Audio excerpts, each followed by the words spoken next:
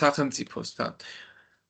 ახლო სახელმწიფოში გულისხმობ იმას, რომ არა მარტო გეოგრაფიულ სიახლოვეს, არამედ სულიერ ხაზს რა, რაც იმპერიული ხაზის მახასიათებელია და ზოგადად თქვენ იმაში გაკვეთილში პირდაპირ განხილულია ამ შემთხვევაში ხოსროანუ პირველი ხოსროანუ შირვანი, რომელიც ხოსრო პირველია იგივე მისი მოღვაწეობა და მისი როლი, რომელიც სასანიდური ირანის 22-ე შაჰი იყო, მაგრამ მოდი ცოტა თავიდან დავიწყოთ და გამოვკვეთოთ სასანიდური ირანის როლი, ხასიათი როგორი იყო და საიდან დაიწყო ამ იმპერიამ არსებობა ზოგადად და რა პოლიტიკა ჰქონდა, რა იყო მაზდიანობა და ასე შემდეგ, რომელმაც აი სტრუქტურა კონტექსტი შექმნა მთლიანად ამ იმპერიის და ძალიან დიდი როლი ითამაშა სხვათა შორის მან ბიზანტიასთან წინააღმდეგ ომში. პირველ რიგში რაც უნდა გამოიკვეთოს აუცილებლად, სასანიდური ირანი ჩამოყალიბდა პართიის ტერიტორიაზე, პართიის მერე იმ ტერიტორიაზე, სადაც აი ტრადიციულ ნაწილში აქემენდური ირანი მოიაზრებოდა. მერე პართიის სამეფო, მიდიის იმპერია იყო კიდევ აქ. ხო, აი ეს იმპერიები, რომლებიც ქმნიან ერთი და იგივე ხასიათის და კულტურის აერთიანებენ ერთი და იგივე ხასიათისა და კულტურის საზოგადოებას და სპარსეთის უკანასკნელი წინა ისლამური მონარქია ეს სასანიდური ირანი სანამ უშუალოდ აქ არაბული საზოგადოება შემოვიდა და ფაქტობრივად ეს არის ბოლო იმპერია, რომელმაც სცადა აღადგინა ირანის სახელმწიფოებრიობა არშაკიანების ხანგრძლივი ბატონობის შემდეგ და არშაკიანები იცით რომ პართებს ედგნენ სათავეში, შექმნა ცენტრალიზებული ძლიერი ბიუროკრატიული იმპერია, გადაიქცა მერე ეს მთავარ ოპონენტად რომის და ბიზანტიის უმთავრეს გეოპოლიტიკური მეტოქე გახდა ახლო აღმოსავლეთში და ჩამოყალიბა ისეთი კულტურული მოდელი, რომელიც ფაქტობრივად დაუპირისპირდა მთლიანად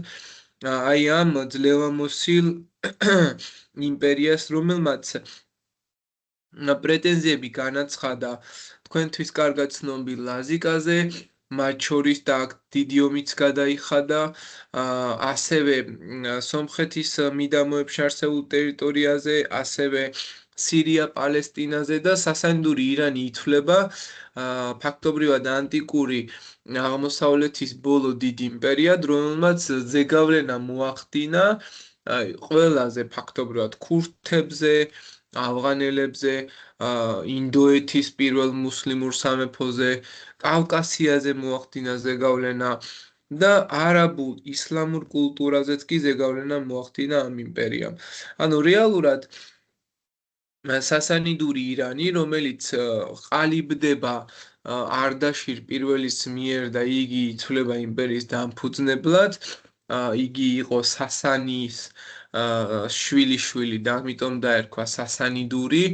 სასანი იყო ზოროასტრული ტაძრის ასე ვთქვათ მართველი ერთ-ერთი წევრი და სწორედ მან სასანმა დაიწყო აჯანყება პართების მეფის არტაბან მეხუთის წინააღმდეგ და საბოლოო ჯამში ჩამოაყალიბა სასანიდური ირანის ეს პირველი რაღაცა საყრდენი ტერიტორიული ნაწილი, რომელზეც ძირითადი ნაბიჯები იყო ასე ვთქვათ არტაბანის დამარცხება ჰორმიზდეგანის მიდამოებში 224 წელს, შემდგომში პართების ფეოდალური არაცენტრალიზებული სტრუქტურის გაუქმება და ამის ფონზე ძლიერი ცენტრალიზებული სტრუქტურის შექმნა, რამაც საბოლოო ჯამში რომი აქცია ისეთ რაღაცა სისხლისმელ ადამიანად, რომელმაც გადაწყვიტა, რომ აი ეს იმპერია უკვე საფრთხეს წარმოადგენდა, აღმოსავლეთის ფრონტები გახსნა და დაიწყო აქეთ ადმინისტრაციული სამხედრო რელიგიური რეფორმების გატარება. სხვათა შორის რომარა სასანიდური ირანი რომი იმ დოზით არ ჩაერთვებოდა ახლო აღმოსავლეთში, რა დოზითაც სასანდური ირანის შექმნის შემდეგ ჩაერთო და არდაშირის მიზანი იყო სწორედ რა სპარსული სამყარო უნდა დაბრუნებულიყო ძველი აქემენიანების დიდების დონეზე და ერან-საჰრა ასე შეიძლება მოიხსენოთ, რომელმაც იგი მიზნად დაისახა და შემდგომ მისი მმართველობის შემდგომ შაპურმა უფრო გააძლიერა და საკმაოდ ძლევამოსილ სახელმწიფოდ ჩამოაყალიბა. ეს არის არდაშիր პირველი სპარსი მეფეების აკლდამა ირანშია აღმოჩენილი. რაც შეეხება არდაშირის მემკვიდრი შაპურ პირველის მმართველობის დროს, ეს არის 241 272, აქვე არის არდაშիր პირველის სასახლე ქტეზიფონში, ასე გამოიყურებოდა დღევანდელი არქეოლოგიით. შაპურ პირველი არდაშირსგან განსხვავებით იწოდებოდა სასანიდური ირანის ყველაზე ძლიერ მეფედ. და სწორედ იგი იყო პირველი, რომელმაც დაიწყო ბრძოლა რომის წინააღმდეგ.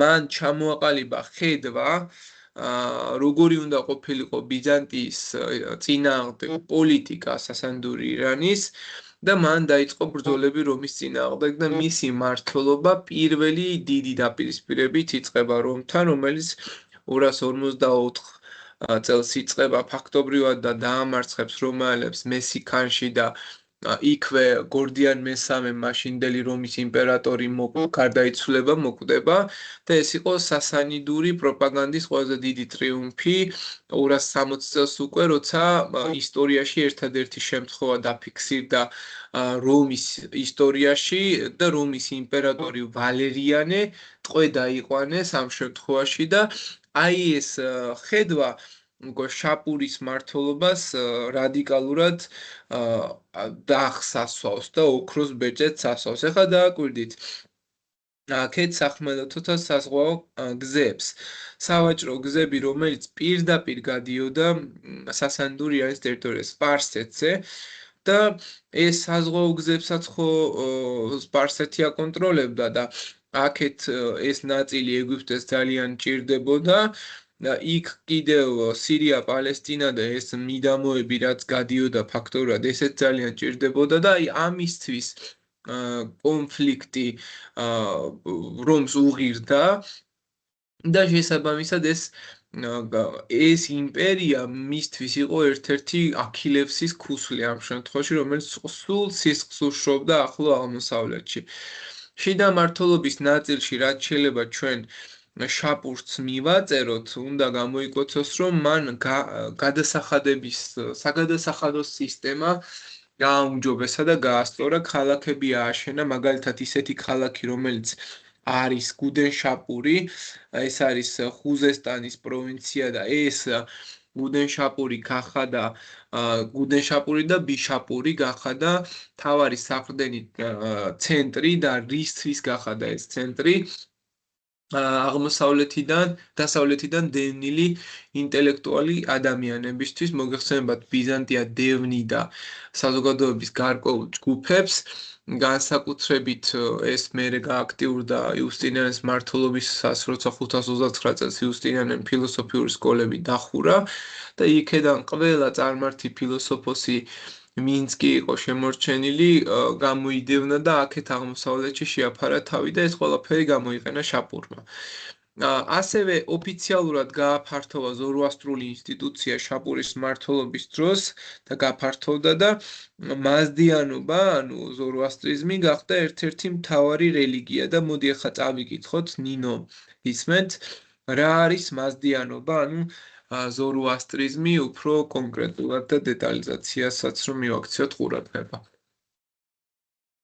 მაზდიანობა, ანუ ზოროასტრიზმი ძველი სპარსული რელიგიაა. იგი სახელმწიფო რელიგიას წარმოადგენდა აქემენიანთა ირანში. რელიგია ძველი წელთაღრიცხვით მე-6 საუკუნეში ჩამოყალიბდა, რომლის შემქმნელადაც ზარატუშტრა, ზოროასტრი არის მიჩნეული.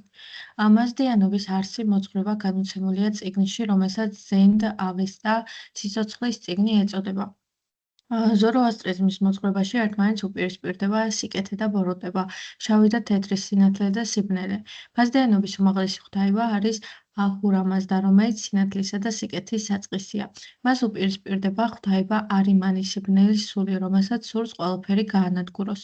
ამიტომ ეს ორი ღვთაება ერთმანეთს ებრძვის.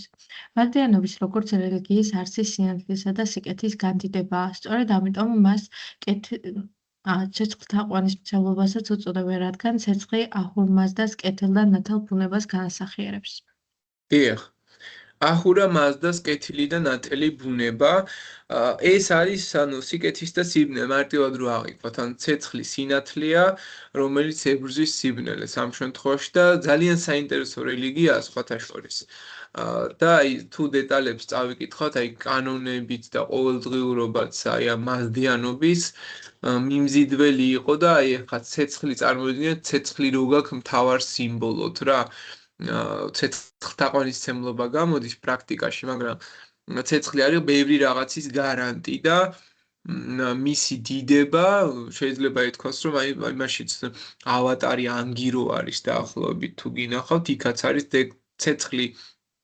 აი აქედან არის აღებული ეს კონტექსტია ამ შემთხვევაში, რომელსაც აქვს ზებუნებრივი ძალა ადამიანისთვის და ერთ-ერთი უნიკალური ასე ვთქვათ, აღმოჩენა შეიძლება ასე ითქვას, ხო?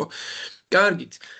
ან მაზდიანობა ეს რელიგია, რომელსაც ძალიან დიდ როლს ანიჭებს თვითონ შაპური და განსაკუთრებით ეს გამოიხატა რაში, რომ მან ქრისტიანების შესახებ გამოსცა ბრძანება და აეკრძალათ ქრისტიანებს ლაშქრობაში მონაწილეობა, ეს იყო სუფთა რომის წინააღმდეგ მიმართული პოლიტიკა. შეგახსენებთ, რომ ამ პერიოდში ქრისტიანობა ვრცელდება, ეს პერიოდი ჯერ რომის იმპერიაშიც ჯერ კიდევ ქრისტიანობა არ არის ლეგალიზებული, აღიარებული რელიგია ამ პერიოდში, ქრისტიანები ორმაგად იხდიან გადასახადებს და ირანის ქრისტიანთა კათალიკოს ევალება ამ გადასახადების აკრეფა. ირანში პირდაპირ ქრისტიან რელიგიურ პირებს სიკვდილით სჯიდნენ, ტაძრებს ანგრევდნენ და ირანი ვინაიდან იდეოლოგიურ ბრძოლას აწარმოებდა რომთან, ქართლი იყო და მათ შორის დასავლეთ საქართველოში ლაზიკა ეგრისი იყო პირდაპირ სამიზნე, სომხეთი, ალბანეთი, რომელშიც ასე მაზდიანობა გავრცელდა და შესაბამისად ირანი პირდაპირ ამბობდა, რომ თუ ჩვენ გვინდა ამ რომის უზარმაზარ იმპერიას პოლიტიკურად ვებრძოლოთ, კერძოდ ჩაპური, ხო? აუცილებელია მაშინ რაც იქ არის, აქ საწინააღმდეგო იყოს და მაზდიანობა გავავრცელოთ, რომელიც დიოფიზიტურ და მონოფიზიტურ ხედვას იცედაც ებრძოდნენ ერთმანეთში დაპირისპირება იყო და ეს მაზდიანობა ფაქტობრივად კიდევ ემატებოდა ზემოდან და ეს ყველაფერი ქმნიდა სრულიად სხვაგვარ იდეოლოგიურ ფონს ამზადებდა იმისთვის, რომ ესენი მისი ერთგვარი სასაზღვრო მეგობარი ქვეყნები ყოფილიყვნენ. ამიტომ მისი გავლენები ძალიან იზრდება. ზოგადად ახლა როგორი იყო ქრისტიანული სტრუქტურა, ბოდიშით ირანული სტრუქტურა, რომ ჩამოვაყალიბოთ სასანიდური ირანში და შეგიძლიათ ეს ჩაიხაზოთ, სასანიდური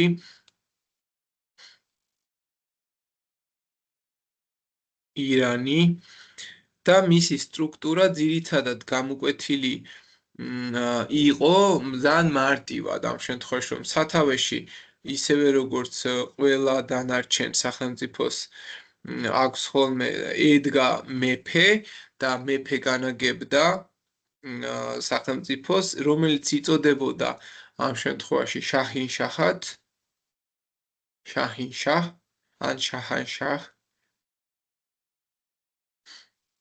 ეს იგივეა, რაც მეფეთა მეფე.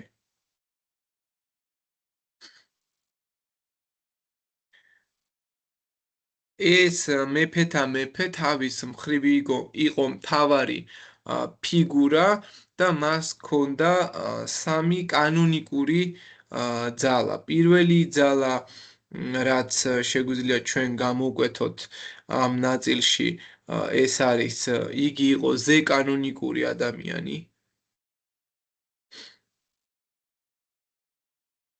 რომ მას ჰქონდა ფაქტობრივად ფუნქცია, რომ კანონზე მაღლა დამდგარიყო და შესაბამისად იგი ქმნიდა და ადგენდა და აუქმებდა ყველა იმ კანონს, რაც არ მოსწონდა. მეორე იყო ღმერთის ლეგიტიმაციის მუდმივი გამტარი, ღმერთის ლეგიტიმურობის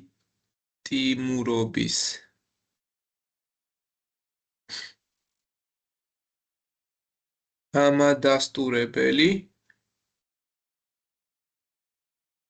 რომ მისი მართლობა ყოველთვის ადასტურებდა, რომ ღმერთის მართლობა ამ შემთხვევაში და აბსოლუტური ძალაუფლების მქონე.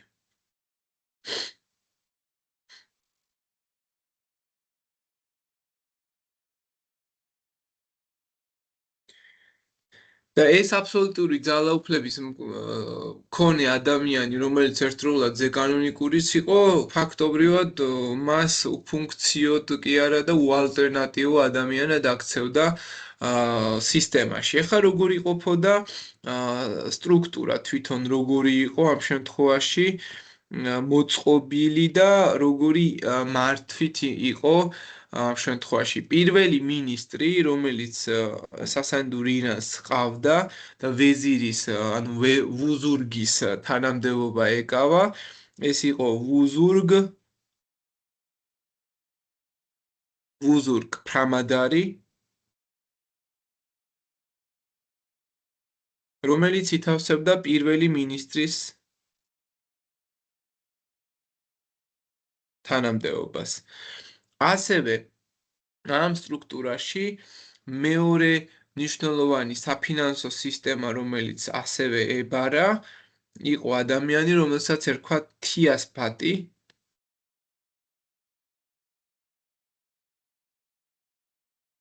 და მისი ფუნქცია იყო საფინანსო სისტემის მართვა.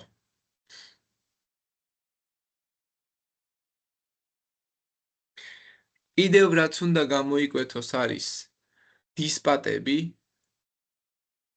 ამავე სტრუქტურაში და დისპატები იყვნენ ადამიანები, ვინც საგადასახადო ადმინისტრაციას წარმოადგენდნენ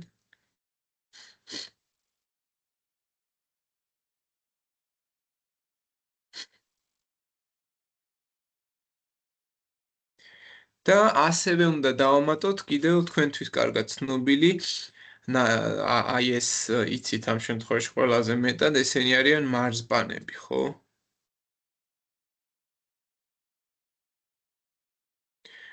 და მარზბანები უშუალოდ განაგებდნენ საზღვრებს, საზღვრის გამგებელი.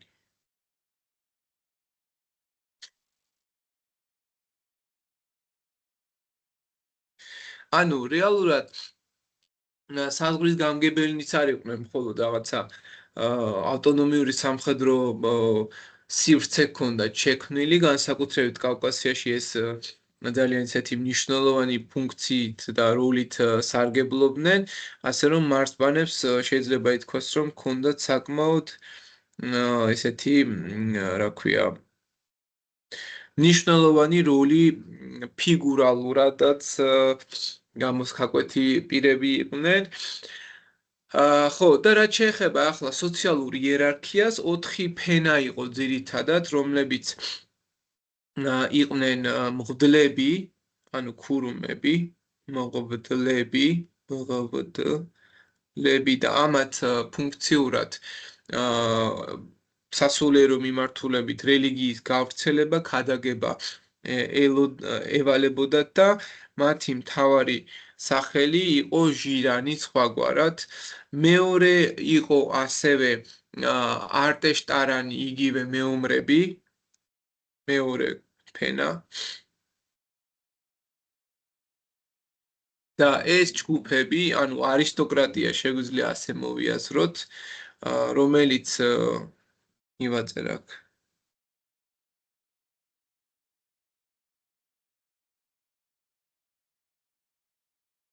ესენი არიან მოგვები და სხვაგვარად მობედებსაც უწოდებენ. შემდეგი ფენა, რომელიც იყო არის მესამე ფენა, მიწათმოქმედები.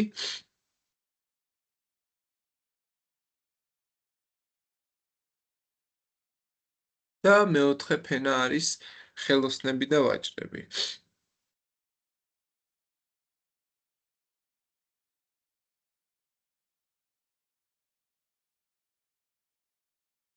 ეს ფენები მთლიანად ჩაშლილი იყო და კიდე თავის მხრივ იერარქიული პრინციპზე იყო დაფუძნებული და ზოროასტრული რელიგია მთლიანად აი მოდლებს ებარად მოგვებს და მობედებს როგორც ასეთი და უმაღლესი მოდელი სახელმწიფოს ერთ-ერთი ყველაზე გავლენიანი ფიგურა იყო ადამიანი, რომელიც თავად მეფე იყო და განაგებდა ახურა მაზდას, წარმოადგენდა ახურა მაზდას, ანუ კეთილის, რომელიც ებრძოდა ბოროტს ახრიმანს, ანუ ბოროტს ამ შემთხვევაში და ეს მარადიული კოსმიური ძალა იყო და ღმერთი მეფის ბრძანებით დანიშნული იყო და ყველა მოქალაქეს ევალებოდა, რომ ახურა მაზდას მხარეს დამდგარიყო. და მეფეს დახმარებოდნენ ახრიმანის წინააღმდეგ, ანუ ბოროტის წინააღმდეგ ბრძოლაში, როგორც ასეთი.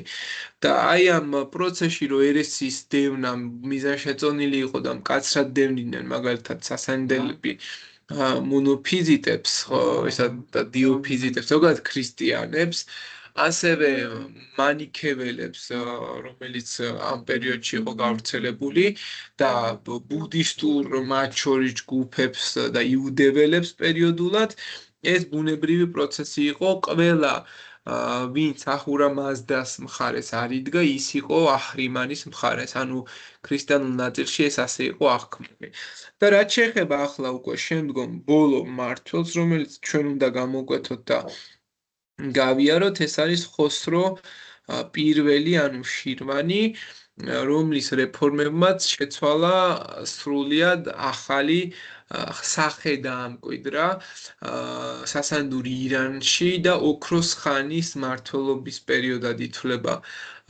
ანუ შირვანის მმართველობა მისი რეფორმები იყო გამორჩეული იმ ნაწილში რომ მან დაიწყო და დააორგანიზა გადასახადები მიწების რეგულაცია რეგულირება შეძლო და აღწერა რაც კი ჰქონდა ზოგადად სასანტურას მიწები ცენტრალური ხელისუფლება გააძლიერა ასევე დაიწყო არმიის რეფორმირება და ყველაზე ძვირადღირებული კავალერია რომელიც ასვართან ასე ეწოდებოდა ჩამოაყალიბა და მან დაიწყო რაც ყველაზე მთავარია წეღან შაპურის დაწყებული საქმე გააგრძელა და დაარსა ოფიციალურად გუდენშაპურის აკადემია ანტიკური და აღმოსავლური მეცნიერების ცენტრი იყო და სხვა შორის ამ გუდენშაპურის აკადემიამ ბრძენი ფილოსოფოსები ვინც კი დევნილი იყვნენ როგორც გითხარით დასავლეთიდან ყველა შეიფარა ბიზანტიიდან ვინც გადმოასახლეს ყველა შეიფარა და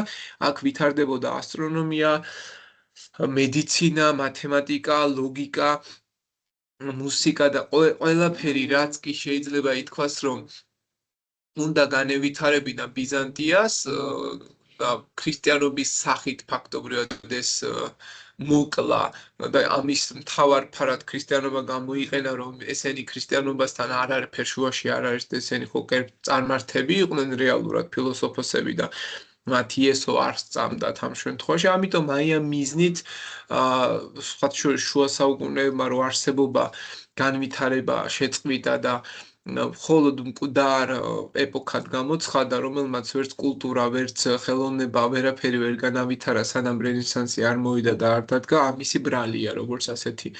ასევე რაც ყველაზე მნიშვნელოვანი არის, ხოსრომ გამოკვეთა და საბოლოო ბალანსი დაიწყო და შექმნა საზღვარი რომთან მიმართებაში და მან ამ შემთხვევაში წაართვა რომს ანტიოქია 540 წელს შეიჭრა მესოპოტამიაში საბოლოოდ დაამყარა საუკუნო ზავი 20 წლიანი მშვიდობა გარკვეული გადასახადებით ამ შემთხვევაში და ეს ის პერიოდია როცა იუსტინიანე იბრძვის აფრიკაში იტალიაში და ესპანეთში როგორც გითხარით და ეს ხოსროს მმართველობა ამ ნაწილში ძალიან გამოსაკვეთი არის რომ იგი იყო ერთ-ერთი რომელმაც რომის გაჩერება შეძლო ასევე მან მე-5-მე-6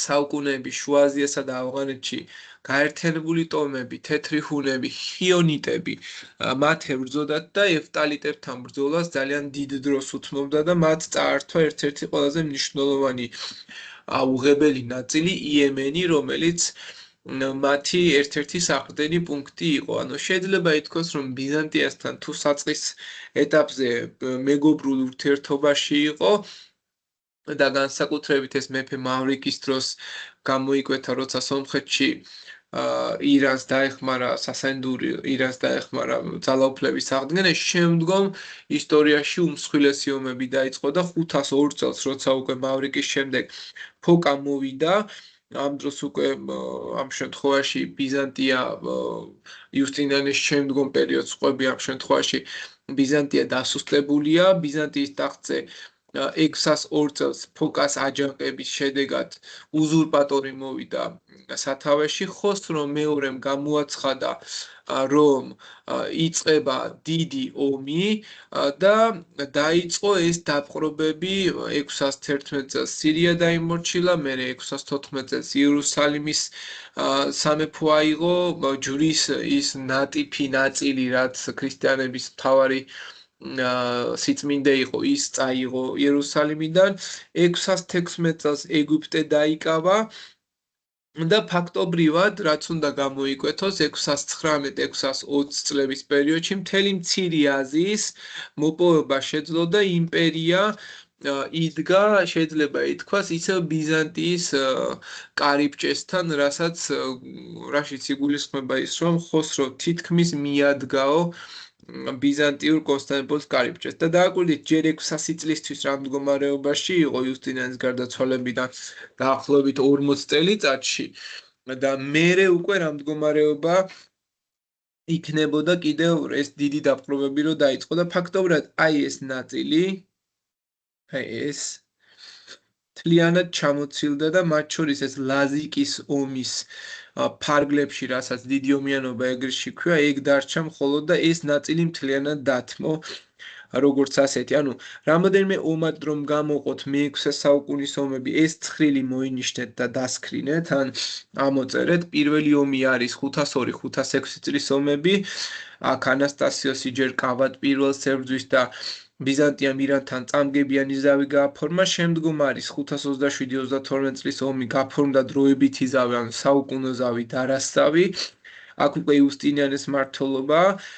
540-62 წლები იცით, რომ ბიზანტია ორ ფრონტზე ებრძვის, იქეთ ებრძვის გოთებს ესპანეთში და აფრიკაში, აფრიკა უკვე დამორჩილებულია და გოთებს ებრძვის რომის დამორჩილებისთვის და აქეთ დიდ ომიანობას აწარმოებს ლაზიკაში და ამას მოჰყვა, რომ მცირე აზიის ის სირია-პალესტინის ნაწილი დაკარგა და ლაზიკა დარჩა და მერე უკვე არის იუსტინიანეს გარდაცვალების შემდეგ კიდევ ერთი ომი. ირანი ბიზანტიას დაუთმობს სომხეთს, მაგრამ ქვედა ნაწილს დაიმორჩილებს ამ შემთხვევაში, რაც აქ უნდა გამოიკვეთოს. მოკლედ,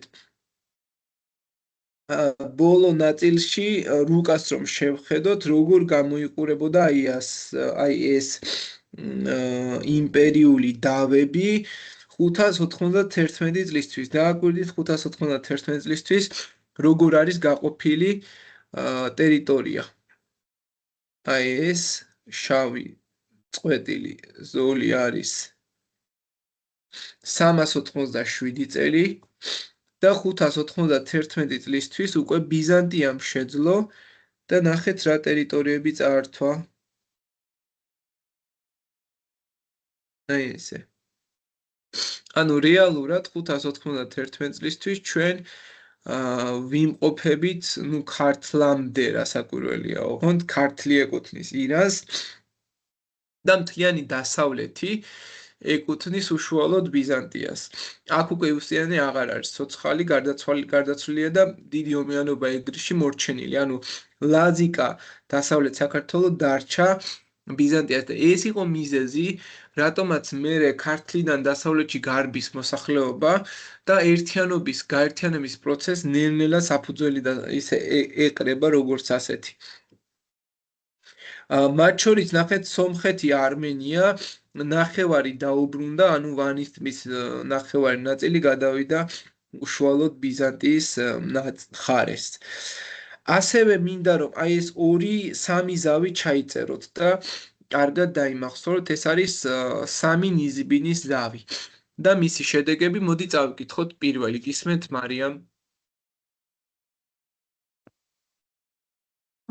ნისიბისის ზავი 298 წელი რომის იმპერიის გავლენის ქვეშ დარჩა სამხრეთ კავკასია და მესოპოტამიის დიდი ნაწილი სამხრეთი გამოცხადდა და რომის პროტექტორატის ქვეშ აგრეთვე ქართლში რომის იმპერატორი ამტკიცებდა მეფეს იმპერიებს შორის საზღვარი დადგინდა მდინარე ტიგროსი. დიახ, ანუ ფაქტობრივად მარტივად რო დაიმახსოვროთ, პირველი ნიზიბინის ზავით რომის იმპერიის გავლენის ქვეშ რჩება კავკასია, მესოპოტამია. მეორე ნიზიბინის ზავით კარგავს, მესამე ნიზიბინის ზავით იყო ფენშუაზე. აბა წაიკითხე მეორე ნიზიბინის ზავით იკა. ნისიბისის მეორე ზავი 363 წელი პირველი ზავის პირობები მეორე ზავამდე ფუნქციონირებდა. მეორე ზავის დროს ირანმა ნაწილობრივ აღადგინა პოზიციები. სომხეთი ირანს გადაეცა პირობის თანახმად, რომ არ უნდა ჩარეულიყო სომხეთის საქმეში და დახმარება არ უნდა გაეწია მისთვის. ეს არის მეორე ნიზიბინის ზავი, სადაც ირანია უფრო გამარჯვებული და ნინო მესამე წაიკითხე. მესამე ზავის დროს ირანი მოახერხებს პოზიციების განმტკიცებას განსაკუთრებით სამხრეთ კავკასიაში. სასანური ირანის გავლენის ქვეშ აღმოჩნდება ალბანეთი და ქართლი სრულად, ხოლო სომხეთის დასავლეთი ნაწილი რომის გავლენის ქვეშ რჩება. დასავლეთ საქართველოზე კონტროლიც რომს დარჩება. ანუ ეს არის უკვე მესამე ზავი, სადაც იბრუნებს მეორეში დაკარგულს, როგორც ასეთი.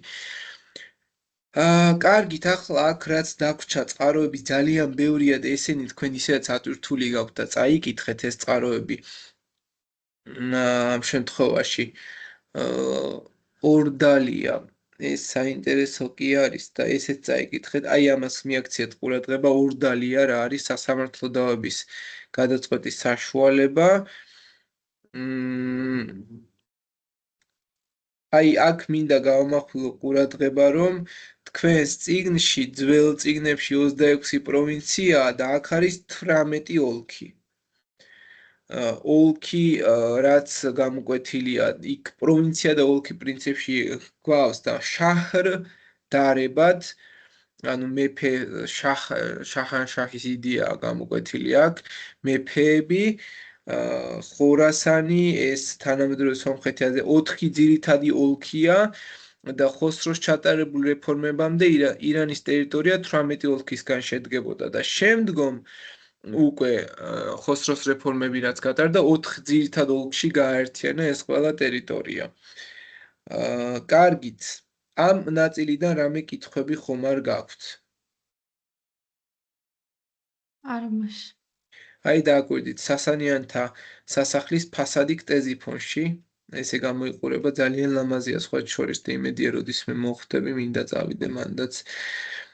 ქარის კოშკი. ეს არის შაპურ მესამის მონეტა. და აი ეს არის ძალიან საინტერესო ჩანართი სპარსული სიტყვები ქართულში. აბა გისმენთ თიკა. ირანის პროვინციები და ქალაქები ერთმანეთს სამეფო გზებით უკავშირდებოდნენ, რომელთაც შაჰრაჰ ეწოდებოდა. აქედან მომდინარეობს სიტყვა შარაგზა. ამ გზებზე გამართული იყო საფოსტო სადგურები სახელად მანზილ, აქედან წარმოდგება სიტყვა მანზილი. აღნიშნულ გზებზე აუცილებელი იყო ვაჭრების მოსვენება, ამიტომ მათთვის არსებობდა სასტუმროები, რომელთაც ასპინძე ეწოდებოდა. აქედან წარმოშობილია ასპინძა და მასპინძელი.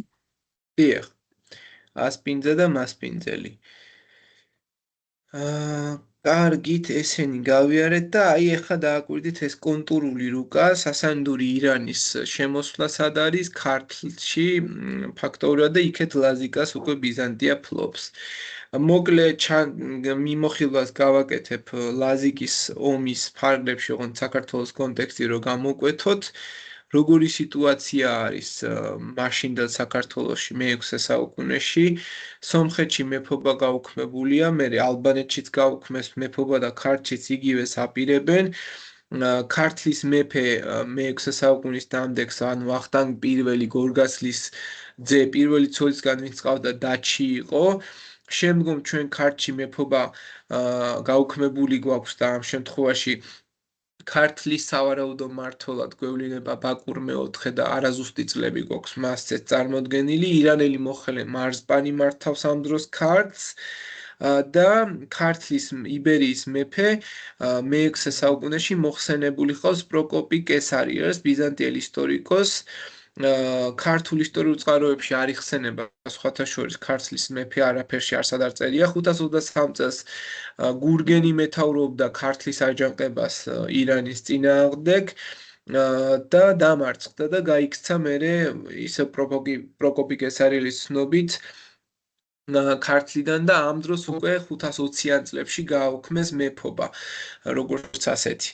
რაც შეეხება დასავლეთ საქართველოში მთლიანად ბიზანტიური გავლენა კოლხეთის სამეფოს დაშლის შემდეგ მასში შემავალი ტომები ცალკეულ დამოუკიდებელ ჯგუფებად ჩამოყალიბდნენ და დამოუკიდებლობა მოიპოვეს 131 წელს და მერე შეიქმნა ეგრისი. და აი აქ ხედავთ, ეს უკვე ეგრისის ნაწილი სამეფოა, რომელშიც სხვადასხვა ციხეები უკვე არის აშენებული ბიზანტიის მმართველობის დროს. რაც ასევე უნდა გამოიკვეთოს კიდევ და ითქვას, აქ არის საინტერესო დეტალი და ეს არის აჯანყებები. პირველ შემთხვევაში ლაზიკის ომში ეგრისი აჯანყდება ბიზანტიის წინააღმდეგ, ანუ 551 წელს და ირანელებს მოიწვევს ეგრისში მმართველობის გასამყარებლად და ბიზანტიელების განსადევნად, მაგრამ ეს ყოველივე ცხადად გამოიკვეთება, რომ სუფთა პოლიტიკური გადაწყვეტილება იყო ირანის და მას რეალურად დახმარება კი არ უნდოდა ეგრისის და ბიზანტიელებისგან გათავისუფლება, არამედ მისი ხელში ჩაგდება და ამას მალევე მიხვდება გუბაზი, რომელიც მაშინდელი ეგრისის მეფე იყო. შემდგომ ეგრისი უკვე ისევ ბიზანტიელებს მოიწვევს ირანელების წინააღმდეგ და აჯანყდება და ბიზანტიასთან შეწყვეტილი ეს ეკონომიკური ურთიერთობა ძალზე საზიანო აღმოჩნდება მისთვის და ფაქტობრივად გუბაზი მეორე გადაწყვეტს, რომ ხოსრო პირველს დაუპირისპირდეს და 558 წელს ეგრისელთა აჯანყება დაიწყება. რა იყო ამისი მიზეზი? ეს ძალიან საინტერესო დეტალია. ხოსრო პირველი როცა მოიწვიეს, ანუ 551 წლიდან უკვე რომ შემოვიდა ირანი და ირანული გავლენები, რეალური ძრახვები სანამ გამოჩნდებოდა და როცა უკვე ამისი ფაქტი გამოვლინდა, კერძოდ რა? ეხლა ნახეთ რამოგან რაღაცას გეტყვით, რომ ფარსანი ასეთი დიდებული იყო, ეგრისელი დიდებული, რომელიც გუბასთან იყო დაპირისპირებული. და ხოსრო პირველმა ფარსანს დაავალა, ეხლა შენ წადიო, დაგეგმეო გუბაზის მკვლელობა და რასაკვირველია შენ იქნები შემდგომი ტახტის მოხელე, ჩემი გავლენით, როგორც ასეთი ეგრისში. რა გააკეთა თქვენი აზრით ფარსანმა? ირანელებს არ დაემორჩილა მას. ირანელებს დაემორჩილა, მივიდა მეფესთან და ნაცვლად იმისა, რომ ეს აღესრულებინა პრაქტიკაში, მეფეს უთხრა, რომ თქვენი მოკლა დამავალეს. გააფრთხილა, დიახ, და ეს ამას მოჰყვა აჯანყება გუბაზის მხრიდან და მერე კიდევ ერთხელ მოხდა აჯანყება უკვე 697 წელს, როცა ეგრისი ბიზანტიელთა პროვინციად გადაიქცა. და ბიზანტიელებმა გააუქმეს მეფის ხელისუფლება, ეგრისის მმართველი გახდა პატრიკიოსის ტიტულით შემოსილი, როგორც ასეთი და მერე აჯანყდა ეს მოსახლეობა, კიდევ ამაზე ცალკე გავისაუბროთ და ცალკე ვისაუბრებთ მერე, მაგრამ ეს აი სულ ასეთი პროცესები იყო ქართლში და მათ შორის ეგრისში. და ფარსანი ეს ეგრისელი დიდებული გამოკვეთილია ამ ნაწილში ძალიან. რაც შეეხება გუბაზის ხედვას, გუბაზს სამწუხაროდ ისევ ბიზანტიელებმა უმტყუნეს უკვე მეორე აჯანყების შედეგად. ბიზანტიელთა სარდლებმა მარტინემ ბესამ და რუსტიკემ ამ შემთხვევაში იგი მიიწვიეს ხობის წყალთან, ვერაგულად მოკლეს 554 წელს და ამ შემთხვევაში აქ უნდა გამოიკვეთოს, რომ გუბაზი ერჩოდა ბიზანტიელ სარდლებს, იმიტომ რომ სამეფო ხელისუფლებას და ეკონომიკურ შემოსავალს მთლიანად ართმევდა გუბას ეს სამი სარდალი და ამის გამო უჩიოდა და შეიძლება ითქვას, რომ მიიწვიეს და ესე ვერაგულად მოკლეს. რაც უნდა გამოიკვეთოს, კრება შედგა ამის შემდეგ გუბაზის მკვლელობისკენ და გადაწყვეტილება უნდა მიიღოთ ვისკენ ყოფილიყვნენ. ერთი მხარე ამბობდა, რომ უნდა გადავსულიყავით ჩვენ ირანელების მხარეს, მეორე ამბობდა, რომ უნდა გადავსულიყავით ბიზანტიელების მხარეს, ფარტაძი და აიეტი იყვნენ ორი დიდებული და საბოლოო ჯამში ფარტაძის აზრმა გაიმარჯვა და ჩვენ პრობიზანტიური მხარე ავირჩეთ ისევ. აი აქ არის მოკლე ანალიზი, ჯერ ეგრისი ბიზანტიას აუჯანყდა, მერე ეგრისი ირანს აუჯანყდა, უпростоად ეგრისი ბიზანტიის მხარეს არის 532 წლიდან, მერე ეგრისი ირანის მხარეს არის 552 წლიდან და მერე ისევ ბიზანტიის მხარეს არის 562 წლიდან. ბიზანტიელთა წინააღმდეგ აჯანყება 552 წელს დაიწყო, ირანელების წინააღმდეგ აჯანყება 558 წელს და 54 წელს გუბაზი მოკლეს. აი ესეთი მდგომარეობა 571 წლისთვის. ირანი მთლიანად სპარსეთს ემორჩილება, იქეთ ბიზანტიის იმპერია ცალკეა გამოკვეთილი. ასევე უნდა გამოიკვეთოს, რომ 571-72 წლებში სომხეთში და ქართლში ირანის წინააღმდეგ აჯანყება დაიწყო. ქართლის პირველი ერისთავარი გახდა გვარამი და მანამდე იცით, რომ ქართლში მარზბანის მმართველობა იყო და ქართლის აჯანყების შედეგად გვარამი აყალიბებს ქართლის ცალკეულ სამეფოს. რაც უნდა გამოიკვეთოს, გვარამი მამფალი იყო ვახტანგ გორგასლის შვილიშვილი დედის მხრიდან და სუმბად დავითის ძის ქრონიკაში და ჯუანშერის ცნობით გვარამი იყო ვახტანგ გორგასლის შვილიშვილი აქაც. ანუ ორივე შემთხვევაში ეს ორ წყაროშია გამოკვეთილი. ასევე გვარამი ბიზანტიის კარზე დაინიშნა კურაპალატად. ანუ ქართლმა 571 წელს შეიცვალა კურსი და კურაპალატის ტიტული მიანიჭეს მარზბანის ნაცვლად. ეხლა სასაცილო რა არის? გვარამს ყავდა შვილი, რომელსაც სტეფანოზი ერქვა და მამამისი როცა გარდაიცვალა, სტეფანოზმა ისევ პრობიზანტიური კურსზე უარი თქვა და ისევ პროირანულ კურსზე გადავიდა და ფაქტობრივად ისევ ქართლი ირანს მიეკერა. ანუ ჩვენ რეალურად ვიყავით ასეთ ხაოსში ისტორიების მანძილზე. აი ეს სქემა ლოგიკურად ხსნის რა ხდებოდა 572 წლის შემდეგ აჯანყდა დამოუკიდებლობა მოიპოვა ფორმალურად, ქართლის ერისთავარი ცალკე დამოუკიდებლად ჩამოყალიბდა, თუმცა კურაპალატის ტიტული მიიღო და შემდგომ ყავს ორი ნაწილი დასავლეთ საქართველოში გვარამი ბიზანტიურ ხაზია, აღმოსავლეთ საქართველოში ქართლში, რომელიც თავიდან იყო ირანულ ხაზზე, გვარამის აჯანყების შემდეგ გადავიდა პრო-ბიზანტიურ კურსზე როგორც ასეთი. თუმცა გვარამის შვილი სტეფანოზი ისევ სასაინდური ირანის მხარდამჭერი აღმოჩნდა და ამ პოლიტიკას მიემხრო. ეს ისეთი რაღაცაა, როგორც დღეს ხდება, მეგობრებო. ანუ ერთი პერიოდი ევროპულ ხაზზე ვიყავით, მერე ხა გადავედით რუსულ ორბიტაზე და აზიურ ორბიტაზე, მერე ისევ იქეთ გადავალთ. ანუ ეს არ გეგონოთ, რომ არ შეიცვლება ეს ორბიტების ნაწილში ჩვეულებრივი ის არის. ანუ თავარი იდეა არის ლეგიტიმაცია, ვინ ანიჭებს ლეგიტიმაციას. დღესაც იგივეა. ევროპა ლეგიტიმაციას არ ანიჭებს ჩვენს ხელისუფლებას და ხალხი დღეს და ყველაზე მთავარი ხალხის უმრავლესობაც არ ანიჭებს, ვიღაცები ანიჭებენ, ვიღაცები არ ანიჭებენ. საქართველოშიც ასევე, მსოფლიოშიც ასევე. ამიტომ ეს კონკრეტული დეტალი ასეა. შეგიძლიათ ასეთი სქემა გააკეთოთ. ჩაწეროთ გვარამი, მოვლენა წლები, მიზეზი, მოვლენა წელი, შედეგი. და ჩამოწეროთ ამ სქემის მიხედვით რა მოხდა და როგორ მოხდა, ეს ძალიან დაგეხმარებათ გააზრებაში. ასევე ბიზანტიელების მიერ აგებული პეტრას ციხე, რომელიც დღეს ბევრად უფრო აღდგენილია და მთავარი საყრდენი იყო ლაზიკის ომში. იცით, რომ პეტრა არის გამორჩეული ციხისძირის პლაჟი დღეს განსაკუთრებით. ასევე არის გამოსაკვეთი ციხისძირის გარდა გონიო აფსაროსის ციხეც. კარგით, კითხვები გაქვთ ამ ნაწილიდან?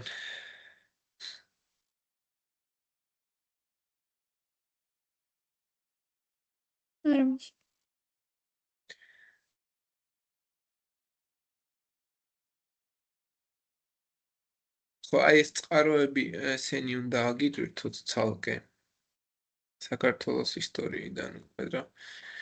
კარგით, მაშინ ახლა დაისვენთ 5 წუთი და გადავიდეთ უკვე პაპობაზე. ფეოდალიზმი აგიხსნათ გინდათ თუ არ გინდათ? თუ პირდაპირ პაპობაზე გადავიდე. ნახეთ, მე როგორც გითხარით, შებრუნებულ მეთოდს ვიყენებ. ანუ შემიძლია იგივე აგიხსნათ, რაც არ ამიხსნიათ, უკვე ნასწავლი გაქვთ თქვენეს, ან ახალი აგიხსნათ და გქონდეთ. ანუ თეორია დღეს უნდა დაგემატოთ ისედაც, უბრალოდ აუხსნელად უნდა დაგემატოთ. ან ერთ თემას აგიხსნით და ის დაგემატებათ. ან თუ ახალს მოგცემთ, იმას ისწავლით და მე აგიხსნით, ანუ მე უკან ვრჩები, იმიტომ რომ თქვენ ნასწავლიდან გაიაზროთ ეს ყველაფერი. როგორ გიჩვენიათ? ამ ჩანაწერს გავთიშავ. აქ